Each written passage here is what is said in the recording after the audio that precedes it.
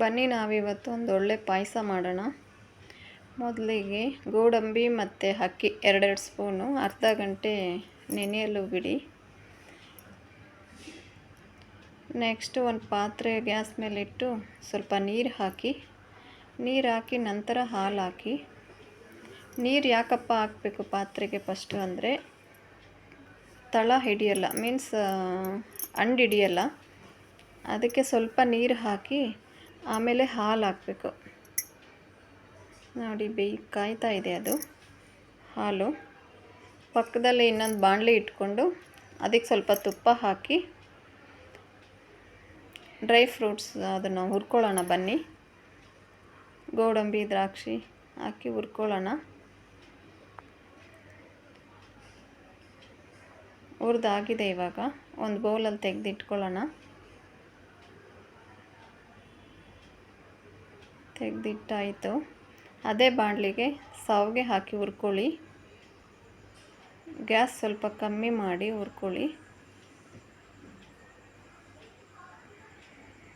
ಹುರಿದಾಗಿದೆ. ಇವಾಗ ಅದನ್ನು ಪಕ್ಕದಲ್ಲಿಟ್ಟು ಹಾಲು ಸ್ವಲ್ಪ ಮಿಕ್ಸ್ ಕೊಡಿ. ಕುದೀತಾ ಇದೆ ನೋಡಿ ಫ್ರೆಂಡ್ಸ್ ಹಾಲು. ಕುದೀತಾ ಇರೋ ಹಾಲಿಗೆ ಸಾವಿಗೆ ಹಾಕಿ ಮಿಕ್ಸ್ ಮಾಡಿ. ಇದು ಇವಾಗ ಚೆನ್ನಾಗಿ ಬೇಯ್ತಾ ಇದೆ. ಮುಂಚೆನೇ ನೆನೆಸಿದ್ವಲ್ಲ ಗೋಡಂಬಿ ಮತ್ತು ಅಕ್ಕಿ, ಅದರ ಜೊತೆ 2 ಏಲಕ್ಕಿ ಹಾಕಿ ಸ್ವಲ್ಪ ರುಬ್ಕೊಳ್ಳೋಣ. ರುಬ್ಕೊಂಬರ್ತೀನಿ ಇವಾಗ. ರುಬ್ಬಿದಾಗಿದೆ. ಸಾವಿಗೆ ಮತ್ತು ಹಾಲು ಬೇಯ್ತಾ ಇತ್ತಲ್ಲ, ಅದರಲ್ಲಿ ಇದನ್ನು ಹಾಕಿ ಮಿಕ್ಸ್ ಮಾಡಿ. ಗೋಡಂಬಿ ಮತ್ತು ಅಕ್ಕಿ ಏನಕ್ಕಪ್ಪ ರುಬ್ಬಾಕಬೇಕು ಅಂತಂದರೆ ಗಟ್ಟಿ ಬರುತ್ತೆ ಪಾಯಸ, ಮತ್ತು ಜಾಸ್ತಿ ಹಾಲು ಹಾಕೋ ಪ್ರಾಬ್ಲಮ್ ಇರಲ್ಲ. ತುಂಬ ಹೊತ್ತು ಹಾಲು ಕಾಯಿಸೋ ಪ್ರಾಬ್ಲಮ್ ಕೂಡ ಇರಲ್ಲ. ಈ ಅಕ್ಕಿ ಮತ್ತು ಗೋಡಂಬಿ ಎರಡನ್ನೂ ಚೆನ್ನಾಗಿ ಮಿಕ್ಸ್ ಮಾಡಿ, ಇಲ್ಲಾಂದರೆ ಹಂಡು ಹಿಡಿಯುತ್ತೆ. ಆಗಿದೆ ನೋಡಿ ಫ್ರೆಂಡ್ಸ್, ಎಷ್ಟು ಗಟ್ಟಿಯಾಗಿದೆ ಅಂತ. ಗಟ್ಟಿ ಆಗ್ತಾ ಇದೆ.